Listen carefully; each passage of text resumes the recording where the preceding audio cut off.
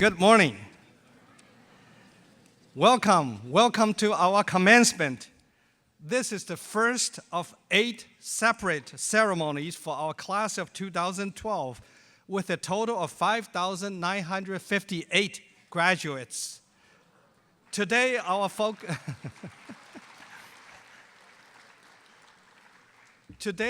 focus is on 101 very special graduates of the College of Creative Studies.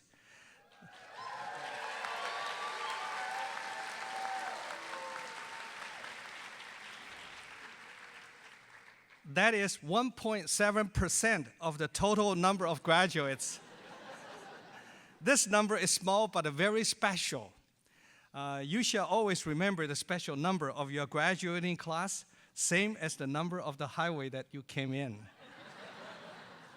This college was created for especially gifted students like yourselves, full of intellectual curiosity and independent-minded. Your parents can attest to that. There's one statistic that I wanted to point out. This year, our campus has a total of 218 Regent scholars. CCS has 46. So, with 2% of the campus,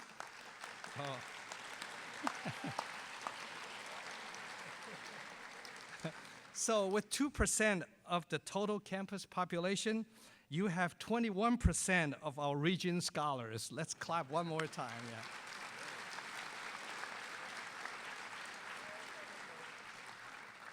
You chose this college because of your desire to pursue an intensive course of study through a personalized liberal arts learning experience.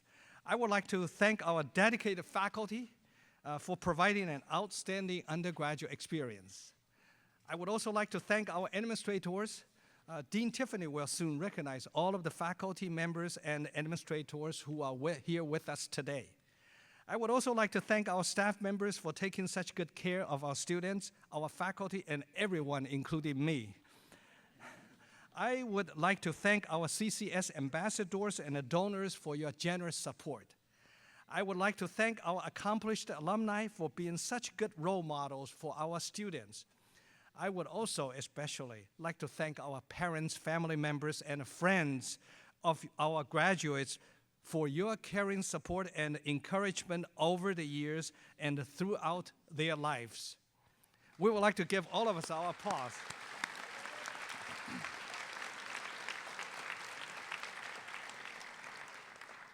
Now to our graduates, I say congratulations.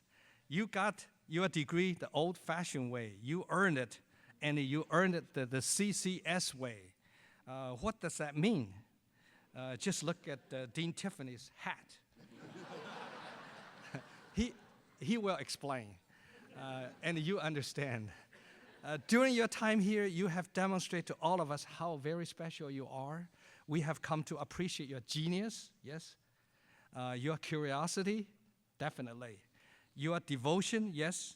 Your imagination, for sure. And your humor, absolutely. In a recent survey of all UC campuses, our students reported the highest rate of satisfaction for the academic experience and also for the social experience. We have the highest happiness index.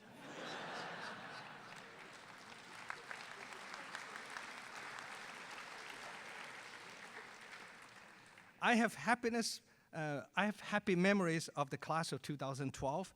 I vividly remember when my wife Dylan and I and our colleagues went on a regional reception tour to recruit you and then helped some of you move in. It all seems just like yesterday, and today you're graduating. For parents and family members, I know how you must be feeling. Very proud, very excited, of course, and maybe a little sad, definitely a little relieved. We have seen how hard our students have worked. Many of you have pursued double majors or have worked part-time while in school. You have undertaken original research and creative projects. You have volunteered your time to help others. You have contributed to the life of our campus and our community in countless ways. My wife and I have enjoyed being your neighbors on campus. We especially appreciated on weekends your creative music. This campus is a place of great intellectual vitality as well as spectacular natural beauty. I know that you graduates will take with you wonderful memories of this place and this time. There's one thing I want you to always remember, and that is how you have helped make our campus a better place. For that, I say thank you. Let me take a moment to talk about accomplishments and recognitions of UC Santa Barbara. We are grateful to you for being part of these accomplishments. We are one of only 61 members of a prestigious Association of American Universities. This distinction places UC Santa Barbara among the top 2% of all universities in the United States and Canada. Since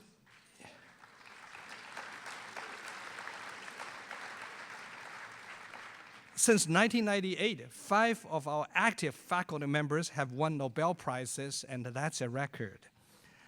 In January of 2011, we celebrated the homecoming visit of UC Santa Barbara's number 6 Nobel laureate, our very first alumna Nobel laureate, Carol Greider. Carol was a graduate of our College of Creative Studies class of 1983. She was part of the biology program and did research in the laboratory of Professor Les Wilson. Aren't we all very proud?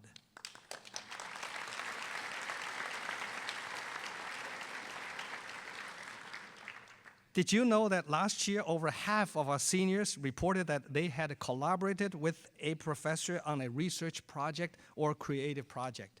In fact, all of you, in some way, have participated in an exciting process of research and a creative activity. Carol Greider has set a high standard. We expect great things from you in the years ahead. Despite our wonderful accomplishments, this is a time of unprecedented budget challenges for our state and for the University of California. I'm very grateful to our faculty and our staff. You made sacrifices this year and went above and beyond to deliver the education with uncompromising quality that our students deserve. I also wanted to acknowledge the hard work and the sacrifices of our students and the families. I know what it took to get you where you are today, and thank you and congratulations. I'm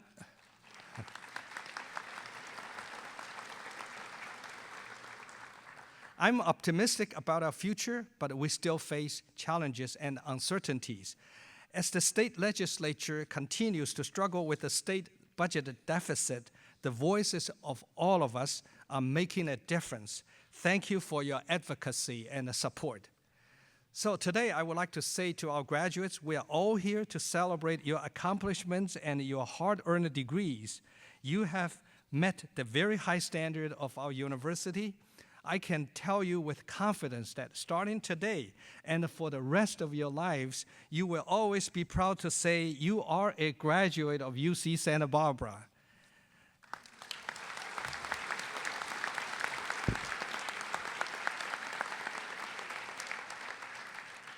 Now it's my honor to turn the podium back to Dean Tiffany.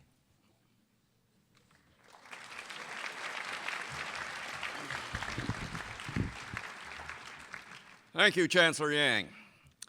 It is now my pleasure to introduce to you the members of the administration and the faculty who do so much to make this institution the wonderful place that it is, the thriving and exciting place to study and ultimately to graduate from. Let me start and let me ask you to withhold your applause until I have introduced all of them, because we will need the time to applaud our students later. Gene Lucas, our Executive Vice Chancellor.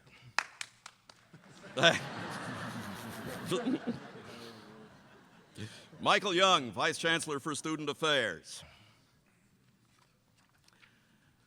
Denise Stevens, the University Librarian. Maestro Dan Connolly, CCS Art.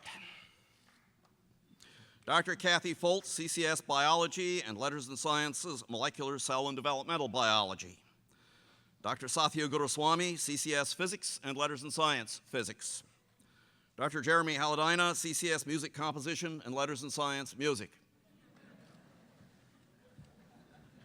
He has a role to play later. Dr. Leslie Hogan, CCS Music Composition. Dr. Murat Karaorman, CCS Computer Science. Dr. Armin Kures, CCS Biology and Letters in Science, Ecology, Evolution, and Marine Biology. Dr. John Lotto, CCS Biology and Letters in Science, Ecology, Evolution, and Marine Biology. Dr. Leroy Laverman, CCS Chemistry and Biochemistry and Letters in Science, Chemistry and Biochemistry. Dr. David Lowe, CCS Biology and Molecular Cell and Developmental Biology and Letters in Science. Dr. Shelley Lowenkopf, CCS Literature. Oops, he got by me. Mr. Teddy Macker, CCS Literature. Ms. Ellen O'Connell, CCS Literature. Dr. Michael O'Connell, CCS Literature and Letters in Science, Department of English. Dr. Harry Reese, CCS Art and Associate Dean of the College and Letters in Science Art. Dr. Barry Spax, CCS Literature. And Dr. Claudia Tyler, CCS Biology and the Institute for Computational and Earth System Science. We all know, and the Chancellor has already alluded, that administrators and faculty alike, this institution marches on the back of its staff, the people who really make things work and keep us in line. CCS is blessed by a very small but very dynamic team deserving of the highest praise. These include Ms. Karen Poirier. Karen, where are you? There. Mr. Frank Bauman. Did Frank miss one? It's unheard of. Ms. Casey Moreau. Ms. Cole Morales. Ms. Jennifer Johansson. Mr. Christopher Borg. And not with us, because he recently accepted a job in the federal government in Washington, Mr. Christopher Wilderman. He is, however, watching the live streaming presentation. Yay, Chris!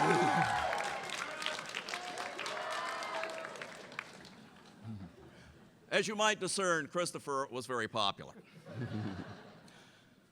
On behalf of today's graduates, I would like to thank our parents, our ambassadors, and our donors for their support and their generosity and their time over this year.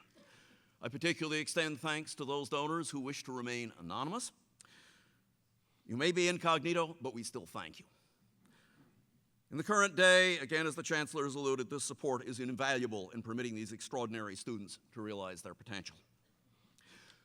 One of the privileges of my position is that I get to offer a few words. And this year, as I reflect back, I think two stories have emerged in recent popular culture, and they bear for me a similar theme, a shared parable about our world and our participation in it. Stories that I hope presage a change in our culture. I may be overly hopeful, but if we let them, they should. Consider the Hunger Games. In our culture, you are taught that levels of selfishness similar to those inculcated in Panem. You are told that the storyline you live by is about I and me. We despise a loser, we love a winner, and your very survival as a competitor, as a tribute, depends upon winning at any cost. But the tale spins out differently in the Hunger Games from that premise. Katniss's lip service to selfishness shifts with her growing inability to obey the rules. We end up with a story that tells us, no, it is not about the I, it is about the we. The timing of this message in terms of our current national political theater could not be more appropriate. The other story of this year is the Avengers. Yeah, different, but it is again about us. I look up here on the stage, the graduating class, and I see my Avengers. No common uniform, no kidding. No single strength, yay CCS. All of you disparate and individual and full of great promise, honed to your own particular levels of keenness, yet aware, individuals as you are, that there is a we about CCS, a unity in the fight against the real enemies inside or outside of any arena, inside or away from the audience. Even if you are difficult, do not play well with others, or have breathtaking anger management issues that make you turn green, you are still absolutely capable of joining the we. When you go out into that arena of life, Never let anyone confuse you about who the enemy is. Some powers will want to pit you against your own kind in competition, so that your effect upon the world will be blunted or even stillborn. Think of Loki laughing while Iron Man and Thor throw punches and hammer at each other when they are supposed to be fighting on the same side.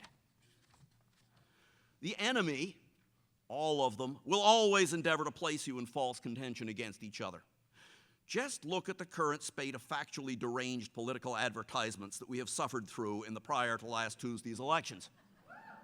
And just wait a few months more when the puppet masters of the right and the left will again seek to turn us against the common good for their separate purposes.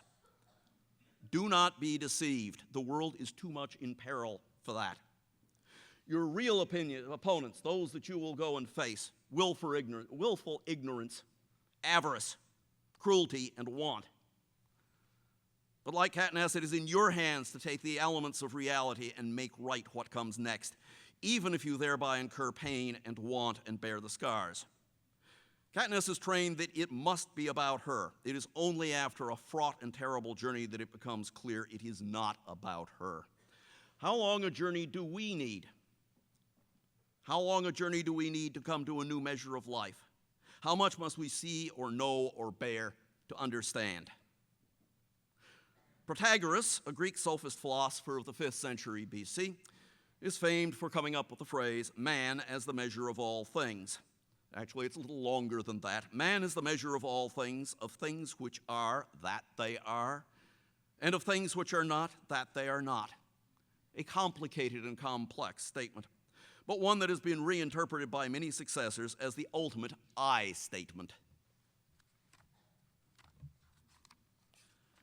To take man as the ruler against which all else is to be measured is madness, as it pulls humanity apart from the very nature that gave rise to it. Man as the ruler by which all else is measured is based upon the I and the me. This makes no place for the concept that perhaps we are neither the measure nor the conceiver of all things, but are rather an especially privileged observer and participant. Our problems are not uniquely human problems, they are the problems of life. In this misused view of man as the measure lies the origin of much of the damage that we have done to the planet and to ourselves as humans. Look at the loss of biodiversity, of the threat posed by global warming, of the need for true social justice. An ecologist of the human mind and education, David Orr, wrote, "If we complete the destruction of nature, we will have succeeded in cutting ourselves off from the source of sanity itself. Hermetically sealed amongst our creations and bereft of those of the creation, the world will then only reflect the demented image of the mind imprisoned within itself." We face a realization, as recent college visitor E.O. Wilson said, that our crisis is not fundamentally one of technology, but of mind and of will and of spirit. Our strength comes from the whole of which we make a part.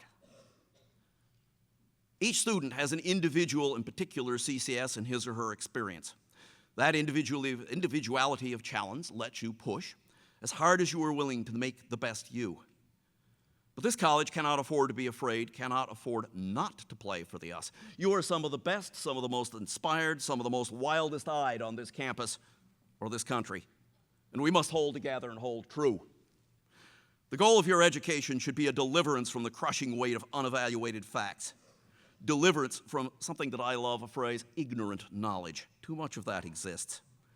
Education provides the tools to break out of our joint prison in knowing in fragments, of knowing without direction, of knowing without context, of knowing without commitment. The university should not be about I, but about us. We have no fear in this university, for bad ideas are revealed in the light of rigorous examination by the group. There will be an endless weeding out. But if we weed, we must also plant.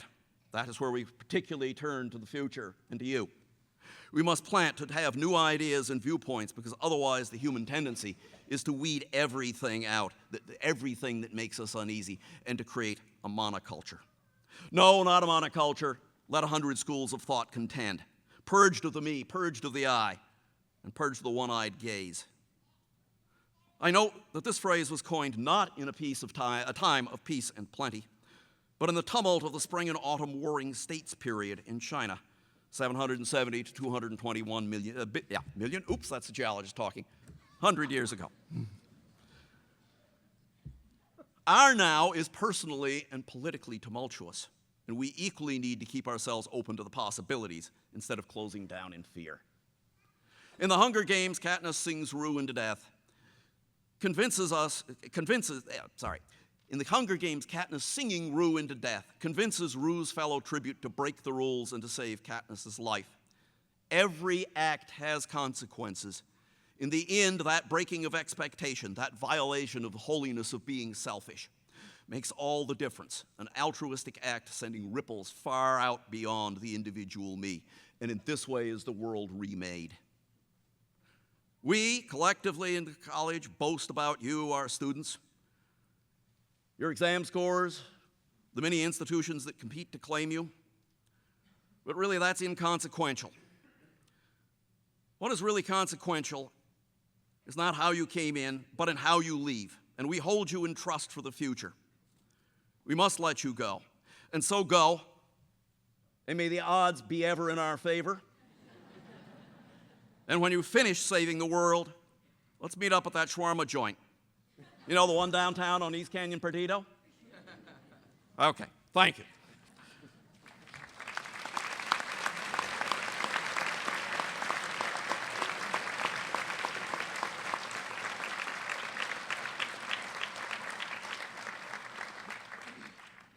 And very much, may I say, in that spirit, each year the college invites a distinguished alumnus to address the graduating class.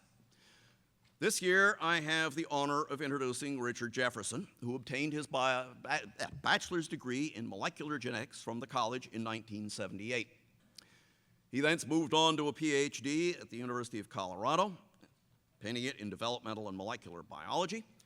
Went on to the Traditional in the Sciences postdoctoral fellowship at the Plant Breeding Institute in Cambridge, England, where he became a pioneer in establishing the genetic mechanisms to enable higher yields in crops such as maize, wheat, rice, soybean, and cotton.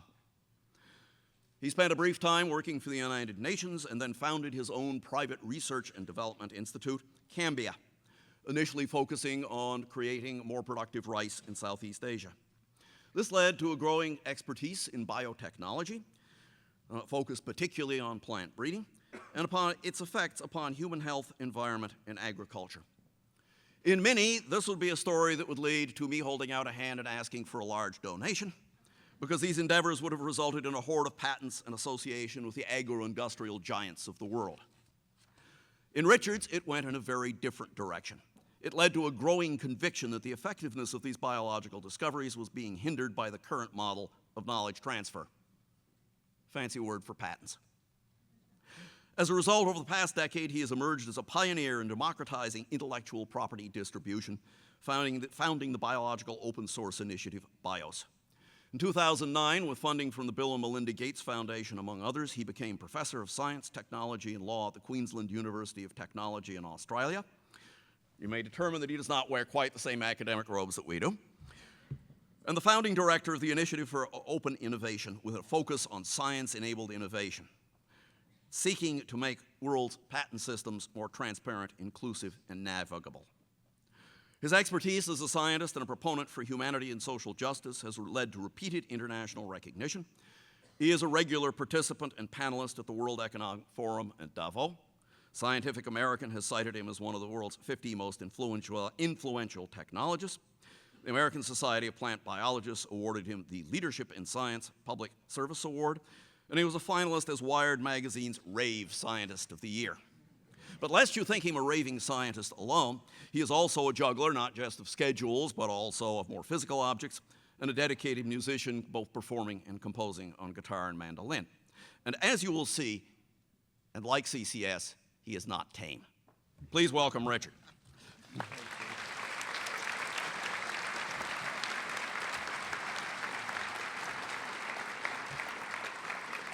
Thank you for that. That's an incredibly kind and verbose introduction. I want to talk to you guys, but the video's there, so I'll do this thing for the side. I was trying to compose my talk over the last 6 months because this is probably the most honor I've received in this invitation of all the thousands of speeches I've given. and the most humbling. CCS was a seminal part of my development, as I'm sure it will be for yours. And I thought I'd share some reflections both on my journey from an I to a we, and also on what sort of opportunities may be in front of you that you might be able to seize. So I'm going to be talking a little bit about the genie of creativity and also the creativity in a commons. We like to think that, or most of us like to think that creativity is a generative internal process that wells forward in an exciting new distribution of knowledge and potential, but it's actually not. It's a reflection of everything that came in to us from you, from our culture, from our society. Novelty can only exist if you know what pre-exists. So what I'd like to do is use my Wayback Machine. For those in the right generation who would appreciate Mr. Peabody. I use my Wayback Machine to go back to certain seminal events in my life, of course, because this is starting with the I. And so I set it back, and I overshot, not my birth, which would have been really awkward, but I overshot the first really interesting seminal event of my life, so I actually went to 1960, November. And the Wayback Machine was pretty ill-calibrated, so it didn't go back to Santa Cruz, where I was born. It actually went to Tanzania. And one of the most seminal events, I think, in modern history, certainly of science, happened there. In November of 1960, an extraordinary woman made an extraordinary observation. You might think of her as an anthropologist. She was watching a guy sitting on a log, and she watched this guy take a leaf and stick it into the log and then eat the termites that came out. And she made note of this. And it wouldn't have been so exceptional, I mean, other than the lack of good taste, except that the guy, David Graybeard, was a chimpanzee. And this was the first articulation of the ability to make and use tools by someone other than a human being. And the communication of this to the scientific community dramatically changed our perception of ourselves, ironically by strengthening the awareness that the fundamental human descriptor is the ability to conceive of, make, and use tools, and most importantly, to have the use of that tool shared. So this very important event of defining what I think is the zeroth order human right, the freedom to innovate, colored all the other things as I moved the Wayback Machine to recalibrate it up till 1974, when I joined the college. I ended up with a marvelous mentor, as many of you have done. Mine was John Carbon, a truly brilliant and very self-effacing molecular biologist who spent several years trying to focus me and teach me craft. And as I did that, he became increasingly concerned about the I focus, the me focus, and was deeply concerned that my craft had exceeded my wisdom. And so as I was on the equivalent of a much smaller stage, I think it was actually the forecourt of the building. I don't think we had Campbell Hall. I think there were 9 parents and 4 graduates in biology that year. I remember he had cautioned me. He said, listen, with great power comes great responsibility, and with great arrogance comes great opportunity to get rid of it. So he said, listen, you've spent some phenomenal time here being a great genetic engineer in the dawn of genetic engineering in his lab. And I'm worried about whether you, in fact, want to go to a place that'll teach you how to do good science, or a place that'll teach you what science is good to do. So he encouraged me not to go to the usual suspects. So, I got into the usuals like you probably have, Harvard, MIT, Stanford, blah, blah, blah, blah. And he said, no, go to Boulder. I said, yeah.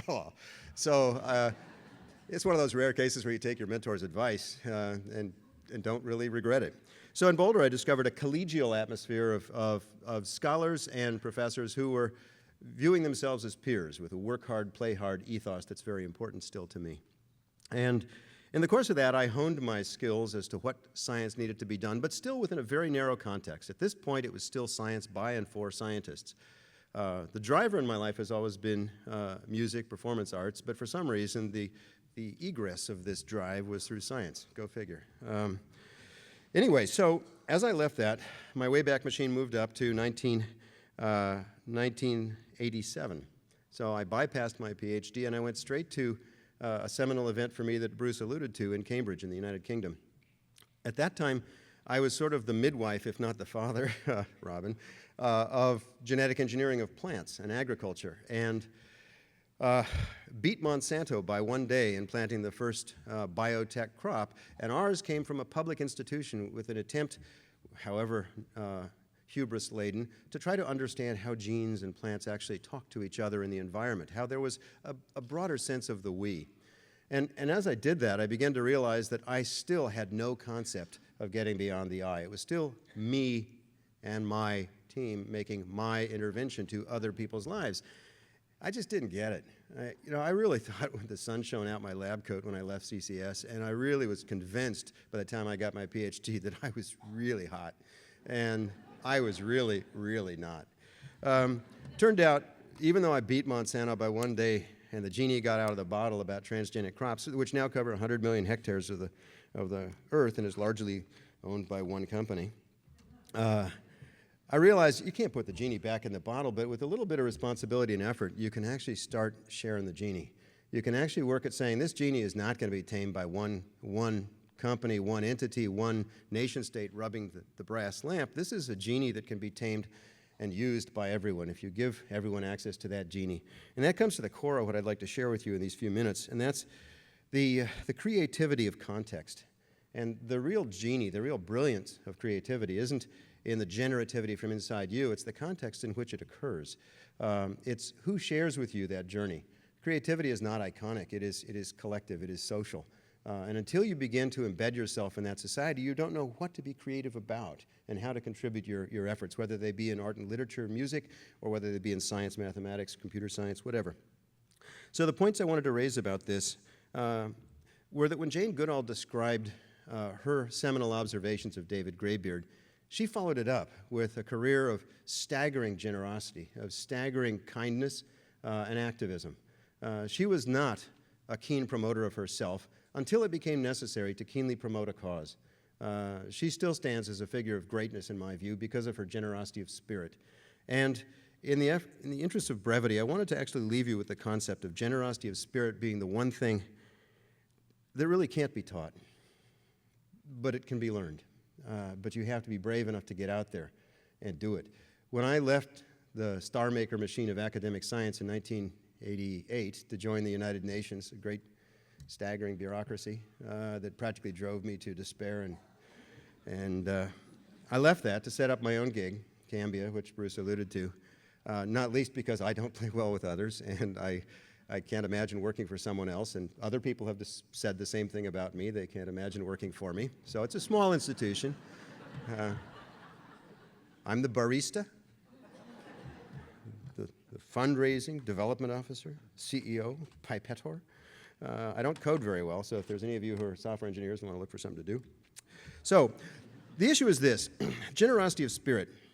It can't be taught, but it must be learned by getting out there. And I made the painful journey to get out there amongst the people, the farmers of the world. It turns out that the whole concept of open source that some of you have heard about isn't new with software engineering. It started for 4,000, 5,000 years of domesticating plants and animals, agriculture.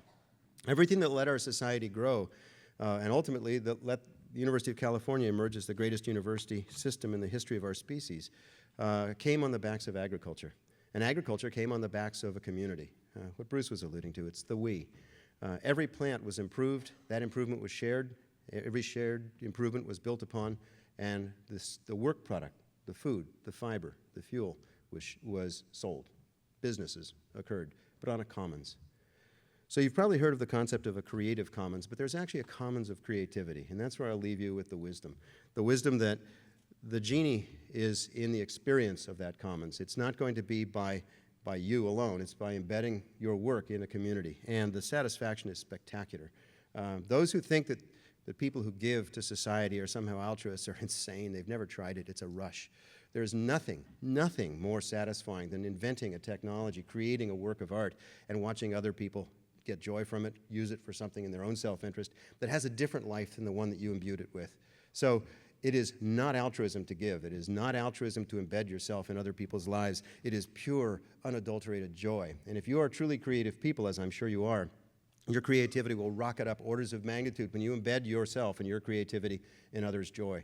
So I would exhort you to think about how you can learn that which cannot be taught, how you can throw yourself into circumstances that will make you uncomfortable, that will cause you to realize that you're not the center of the universe, but in fact a critical part of it. So thank you very much, and I congratulate you. You're wonderful.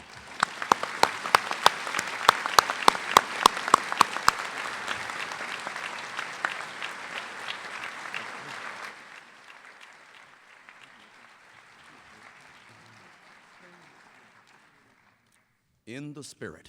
Thank you, Richard. I now have the pleasure, in the tradition of the college, of presenting 3 students who have been chosen to speak for the College of Creative Studies graduating class of 2012.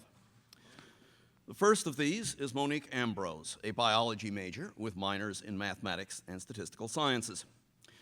She was introduced to mathematical modeling working in Professor Sherry Briggs's lab, studying a fungal infection infesting amphibia.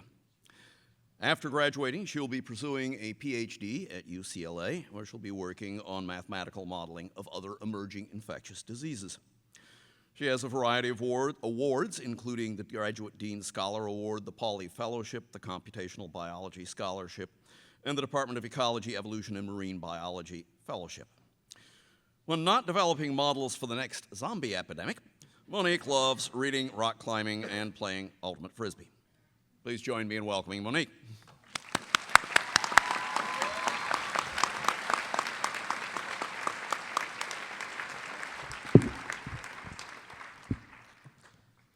I once had a mountain biking accident in which I hit a rut, flipped over my handlebars, and landed headfirst on the ground.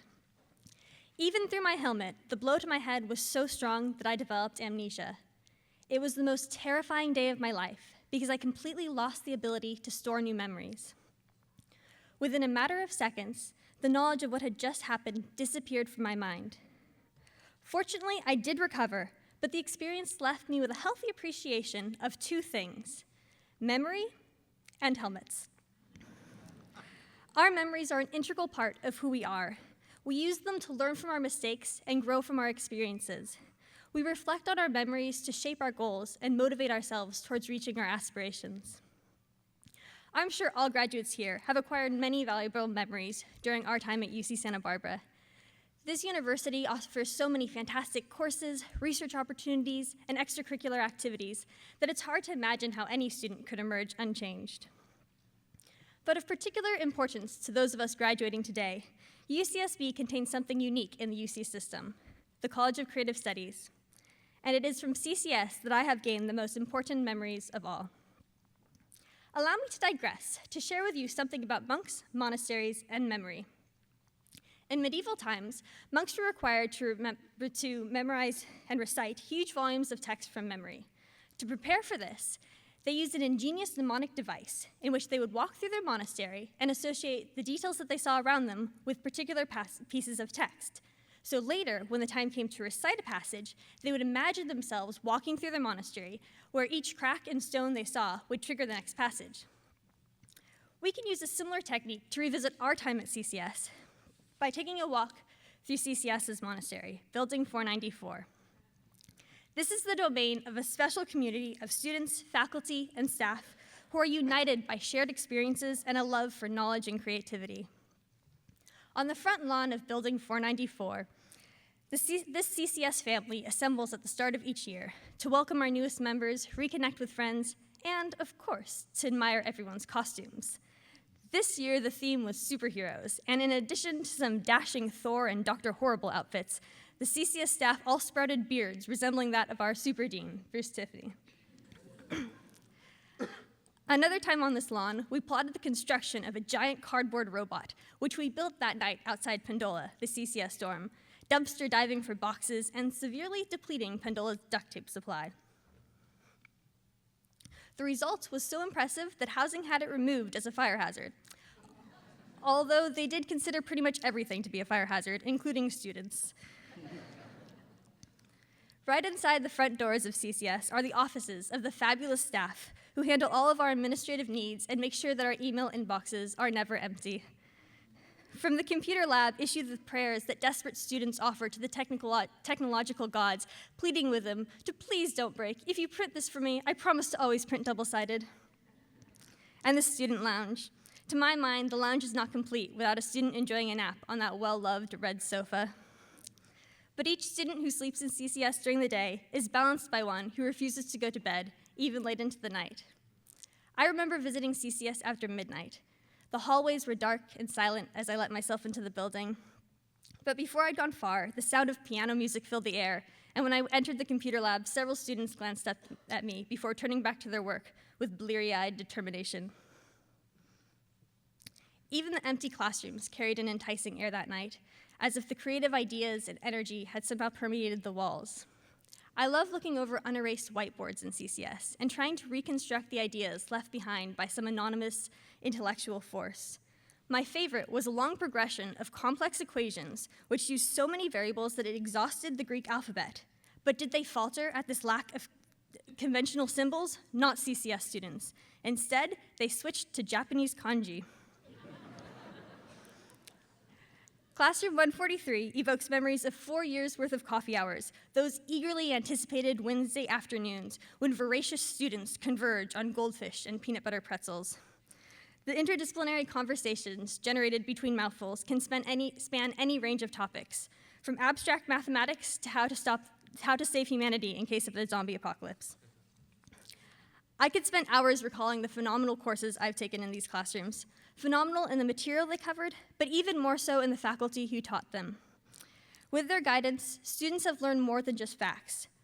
We've practiced sharing ideas with others and questioning what we think we know. By giving us more control over our education, CCS has allowed us to venture outside our comfort zone and challenge ourselves. And succeeding at these challenges has given us confidence, which we can draw on in our future endeavors. Out in front of CCS once again, we look over the building that has been home for 4 great years. I remember when I first saw the words College of Creative Studies written on the front of the building, I thought the creative meant that it was for art, literature, and music students, and was puzzled to find that the name also encompassed 5 hard science majors. I think many people believe that creativity's place is in the arts, while facts and logic belong to the sciences. One of the most important realizations I've made while here is that CCS has it right, and it's the rest of the world that needs to change its mindset. For what does creative really mean?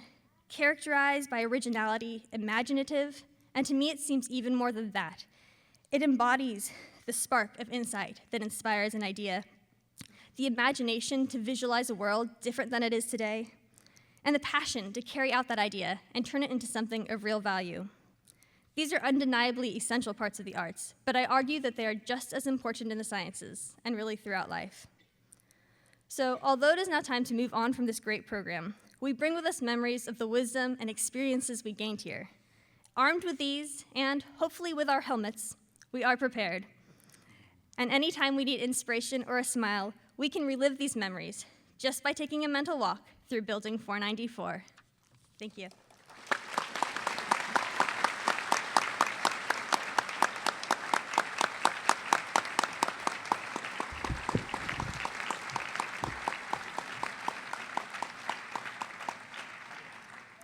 Thank you, Monique. As a night owl myself, I appreciate that set of visions of the building after hours. Our next speaker is Nathan Saritsky, a mathematics student. It will tell you something about his drive and ability that he completed his coursework, half at the graduate level, in only 8 quarters. He's been the official grader for CCS math courses for the last 2 years, and has been an extraordinary assistance to the faculty and the staff in assisting us to recruit new students to the college. He's participated in 2 summer research programs, and one of those has resulted in a paper which he has both presented at a professional conference and is now submitted to the Journal of Combinatorial Mathematics and Combinatorial Computing. He received the Raymond L. Wilder Award from the Department of Mathematics, given annually to graduating seniors and first-year graduate students for outstanding academic achievement. Nathan does not wish to get very far from the nest because he will be pursuing algebraic geometry for a master's degree at UCSB. Please welcome Nathan.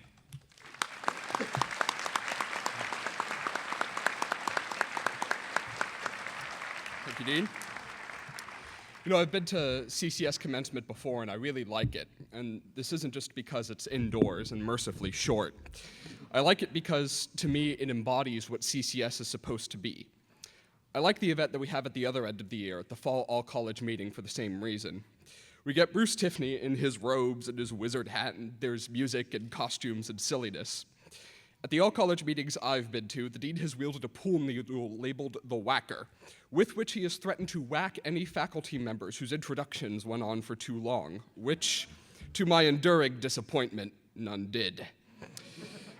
At this year's meeting, among other happenings, the staff all came dressed as the dean, and my friends knighted me with the official title of Lord Protector of Math Club using an inflatable sword. This event was my first experience as a part of CCS. I'd only been on campus for a couple of days, and I still wasn't sure that I would find what I was looking for here, that I would find a home here. I wanted this kind of thoughtful silliness.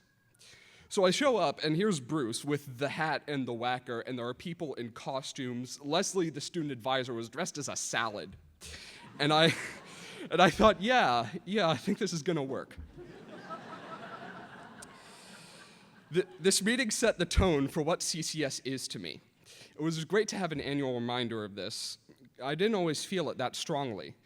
There were certainly times when the environment here didn't live up to what I wanted to be, or when I didn't live up to what I wanted to be. But I got to start off every school year with a celebration of the ideal of the College of Creative Studies. Starting soon, a lot of us aren't going to have these convenient reminders anymore. While we've been at UCSB, we've been in this group that gives us permission to be peculiar. We often take pride, sometimes a little too much, in this shared sense of weirdness.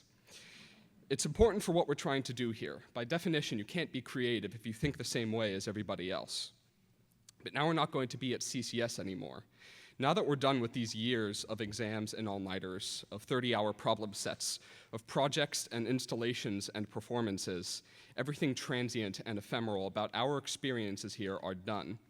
What's left now is how our time in CCS is going to affect who we are going forward. We're all going off to do different things now. We're going off to internships and jobs and graduate schools and to places that I'm neglecting to think of right now. Every year on the cards that Bruce reads as we walk across the stage, there have always been a few people who mention world domination among their future plans. Now, he just told us that he refuses to read that now, and I want to thank you, Dean. You're right, all right? If it is our plan to take over the world, we shouldn't be giving it away this soon. Each of us is going to be responsible for ensuring that we take to our new places whatever CCS has given us. We won't get our yearly reminders anymore, but it's important that we keep it up anyway. For myself, this means taking the wizard hat with me. It could be a hard thing not taking yourself too seriously, but it's a lesson I mean to take away from here. I mean to assume responsibility for being the kind of person that I want to be. And I mean to grow up, but never, never too much. We're all better people than we were when we started here, I'm sure. We're smarter and stronger and more experienced and have more perspective than we did a few years ago. We've all changed, and we all have ideas of where we want to be. It's our job to make sure that we end up there, and we can do it by taking what's important from our experiences and by making sure that we are aware of ourselves. Thank you.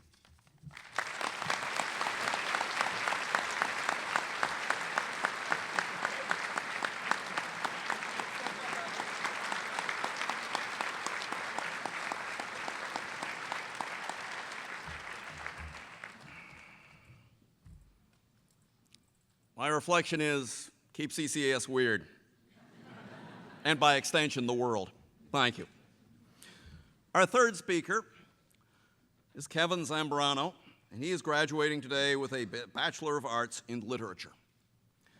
While at CCS, Kevin has won CCS-wide writing competitions, published several poems in the CCS Poetry Journal, Into the Teeth of the Wind, and has written over 30 articles for the Santa Barbara Independent. Last year, he won third place in the Ina Coolbrith Memorial Poetry Contest, a competition that encompasses undergraduates from all the UC campuses, Stanford's Mills College, Santa Clara College, and St. Mary's College. He also presented a critical research paper on Walter Benjamin and David Foster Wallace at the English Department's Arnhold Undergraduate Research Conference. Kevin is a dedicated writer, scholar, and poet who will continue his studies next year at Sarah Lawrence's Master of Fine Arts Fiction program. Let us welcome Kevin.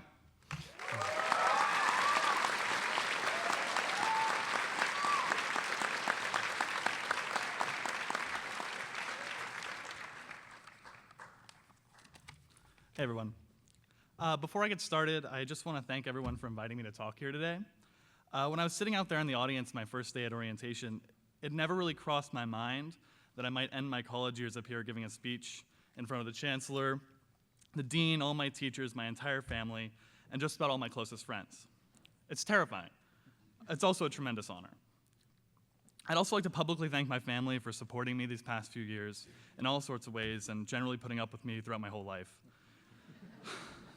So thanks. It means a lot more than I can express. When I was asked to do this, my idea was to talk about creativity, what it means to be creative. It seemed natural. We are, after all, students of the College of Creative Studies.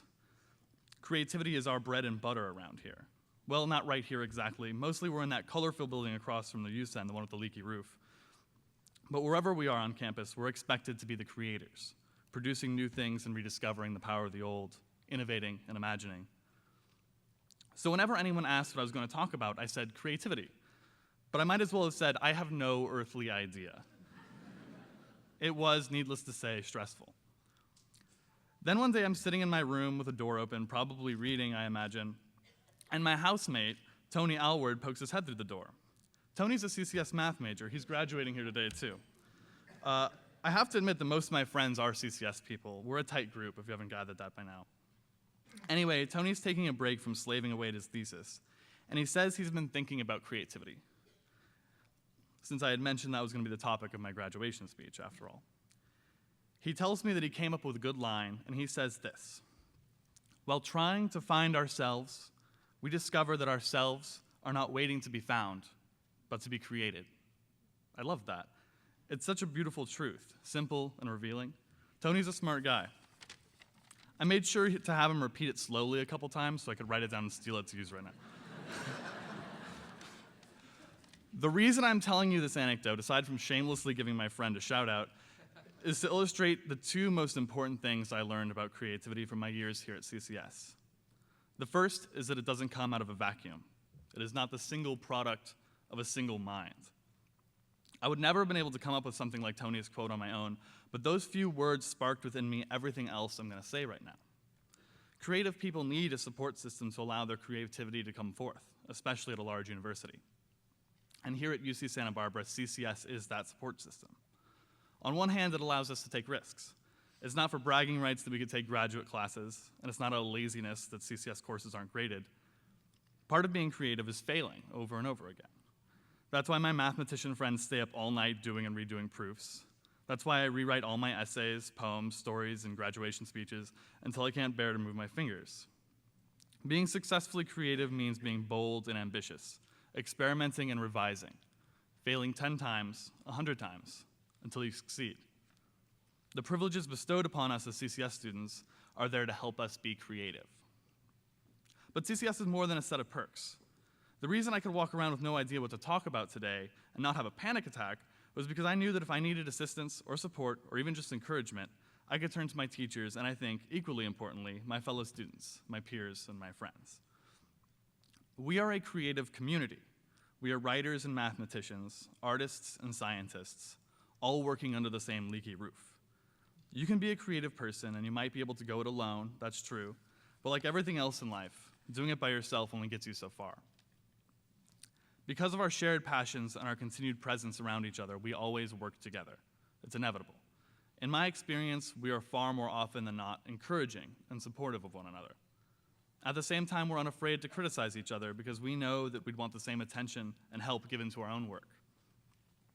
That special kind of support we offer each other in CCS is vital to helping us grow as creative people.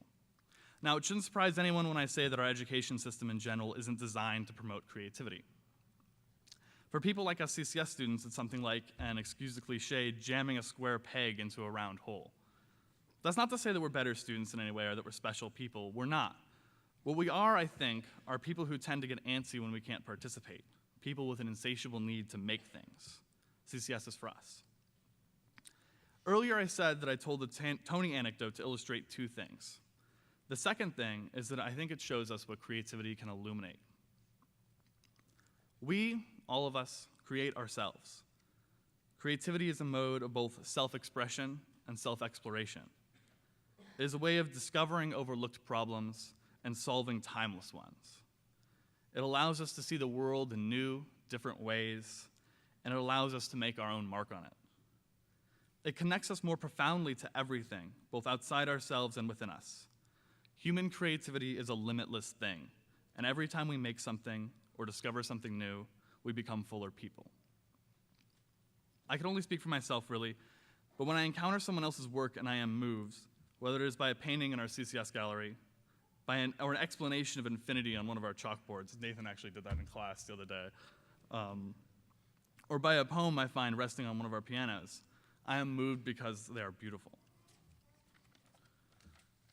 Beauty, I think, comes from encountering intangible yet fundamental truths of our lives, the things we don't always talk about every day, but are vital to understanding our world.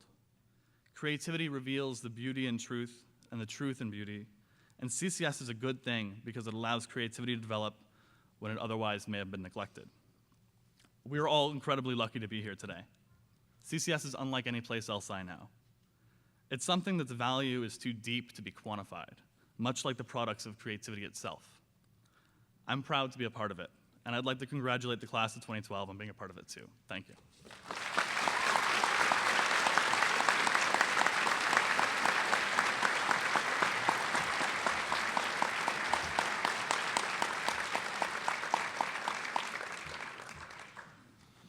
And we, the faculty and the staff, are equally lucky to have the company of such students. Thank you.